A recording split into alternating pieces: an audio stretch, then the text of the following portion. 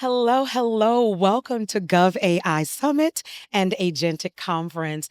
Thank you so much, Mike Raker, for being here. Thanks for having me. Yes, so Mike, I know that you are the CTO at Maximus, and that is not a small feat these days. But before we dig in into exactly what you're building, what you're doing, tell us, what is Maximus and what are you creating there?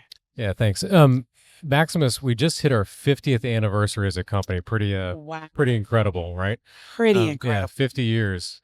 What we do, we deliver digital services on behalf of the government.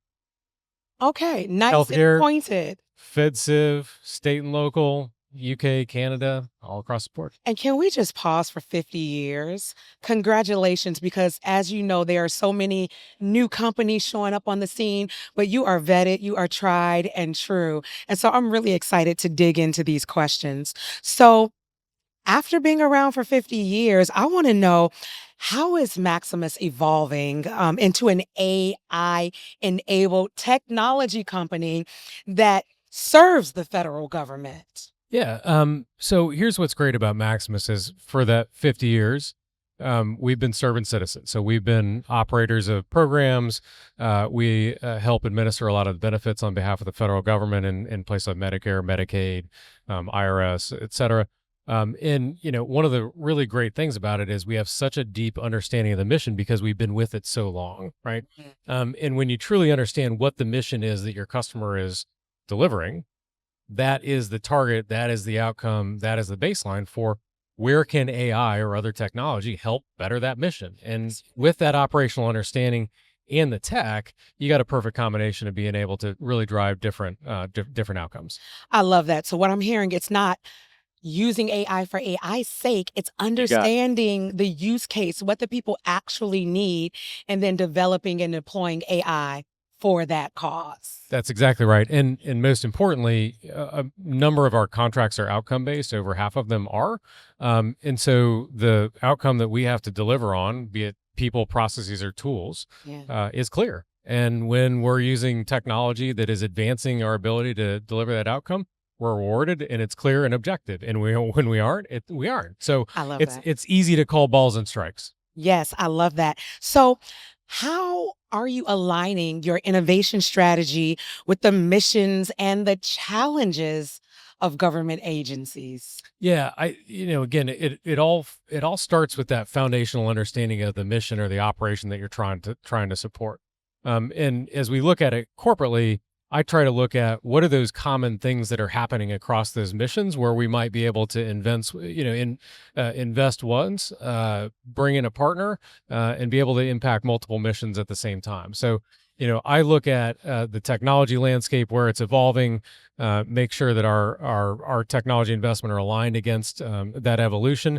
But again, always aligned to the missions that we serve, so that if that technology strategy is not working, then our ability to execute on the mission is not improving. And if it is, it is. And that way I can really objectively understand whether or not we're moving the needle forward or not. I saw you get excited there. And I love that you can get excited because it's like brass tacks. Either it is or it isn't. Now, I would love for us to talk about some real world use cases. Can you share some examples of how your AI solutions are solving some real challenges in the government or in just some heavy regulated Sure. environments? Yeah. I think the first application of AI into most programs falls in one of two categories. It's either a challenge that a human being just can't do. Hmm. It's an overwhelmingly large task. And I look at some of our clinical business where, clinicians are looking at maybe thousands of pages of medical service and other records and trying to understand where the citizen might Yeah. be in that. It's just not doable, right? It's not doable in a reasonable amount of time. That's an awesome opportunity for AI to augment and help get that very well trained individual to a more specific outcome, a better outcome more quickly. Yeah. And otherwise, it just some amount of that information would fall by the wayside and wouldn't be benefited from. The other category are where there are mundane tasks that you don't need a human being to be, and they are that human is underutilized Yeah. in their capability because they are doing those mundane tasks. It's the same reason you use AI in your everyday life. It's like, Yes. I don't want to figure out what my meal schedule, my meals might be for the week. That takes a lot of thought. I'd rather be doing this thing over here, I really kids, would. my family, or Yeah. whatever it is. I'm going to have AI accelerate me through that problem. And so those are other areas where we're increasing quality and capacity through automating some of those mundane tasks. And an example of that might be in a lot of our contact center business. Summarizing a call between an individual and a citizen, pretty good task for AI, Yeah. right? Doing quality assurance and quality control, where you can do some automated checks across a large volume of data quickly. Those are good things that AI can augment the human being, never removing them from the loop, but get through a much larger swath of of the data more quickly. Great. I'm almost tempted to ask, have you ever deployed any uses of AI with an organization or the government, and it was after the fact that you realized this is just not a good use case here? I will talk about ourselves first. Yes. Okay. One of the things that we try and do internally is if we're going to deploy it to a customer, where practical, we want to have deployed it internally to Maximus Love that.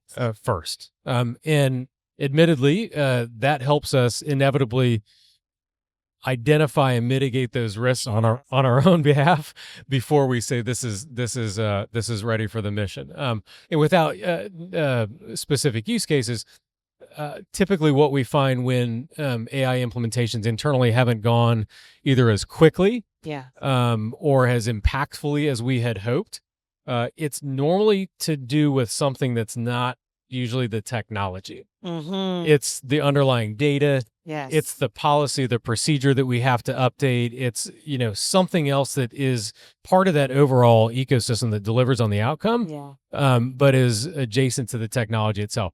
Now, sometimes when you put technology in the implementation, it doesn't go exactly as you would hoped either. But again, if you're measuring based on the outcome, you can identify that quickly, figure out what's off, and either remove it, adjust it, or put it back in. And again, you're always calling balls and strikes based on objective data when practical. Love that. Love that. Just a few more questions for you, if you're all right with Yeah, that. of course. So, human in the loop? It's a phrase that is used. Human in the loop, human on the loop. Yeah. What is your stance at Maximus with keeping humans in the loop, even though the AI systems might be running very effectively? Yeah, I think at the end of the day, whenever there's an impact that is significant and measurable that a human being has been making the decision on in the past, right? Hmm. You still want a human being in the loop Yes. making the decision, right? And I think without drawing a hard and fast rule, it's when it gets to the point at which that human in the loop says, I don't need to be here anymore, Uh-huh. is time when you can start to back it off. And we've had that happen in programs too, where we'll put AI into implementation. The individuals that have been doing that process previously are very forensically involved in the Yes. execution of it. They start getting excited about what it can do for them. They can start moving over to more high-powered tasks. And at some point, we've had internal users go like, "No, I'm okay. I don't like. I'll check it every once in a while to make sure." But it's interesting how it starts being the human wanting to be involved, and then sometimes the human going, "I'm okay. I'm going to go do this more Yeah. important task over here." So, No, I love it. and I think again, just there's a moral and ethical boundary of making good decisions, being transparent with your customers about Yes. who is making the decision, how, and being transparent about that is always paramount. And you just said something. It's a moral and ethical boundary. Mhm. And speaking of ethics, which is one of my passion points, just tell me, how does Maximus view ethical responsibility as an organization working with clients? Yeah, this is I think I got bit. hey, it's an Live. exciting interview. Yeah. Well, I hope it doesn't happen. Yeah, I think again, from a moral and ethical point of view, we always go back to making sure the mission and the citizen are first, and we understand what it is we're trying to deliver, so that we can act responsibly and transparently with our customers, that it's not just a moral and ethical boundary, but it's translated into a way that we can talk with customers and citizens that say, um, you know, can we defend morally and ethically the decision that we made? Right. Yeah. I always sometimes use the, could I defend this to my mother? Right. Oh, Like, it would, yeah. how would your mother feel about the decision that you or just made? And that, and it's hard, I think, kind of whimsically, but I think directionally is at least how I treat it personally. Yes. And then I think we try and make sure as a company that when whatever we do, we have the receipts, we have this all the backup information that illustrate how we arrived at a decision, and we can reverse it and understand it and really have that conversation, make sure we got to the right outcome, and have the checks and balances. Say like, hey, everybody's going to get something wrong from time to time. Yeah. Let's make sure we we kind of either prevent that from happening, or if it does, we prevent it from happening a second time. I love that. It sounds very real world, very actionable, and it sounds like We hope so. ethics is baked into the ethos of just how you move at Maximus. You have to be a 50-year company.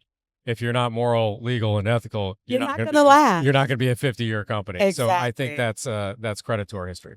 Well, thank you so much for being here and Thanks for having me. sharing what Maximus is doing for the government sector. And I just want you to enjoy the rest of GovAI. I'm looking forward to it. All Thanks for your right. time. Have a Thanks great for having me. day. All right. Cheers.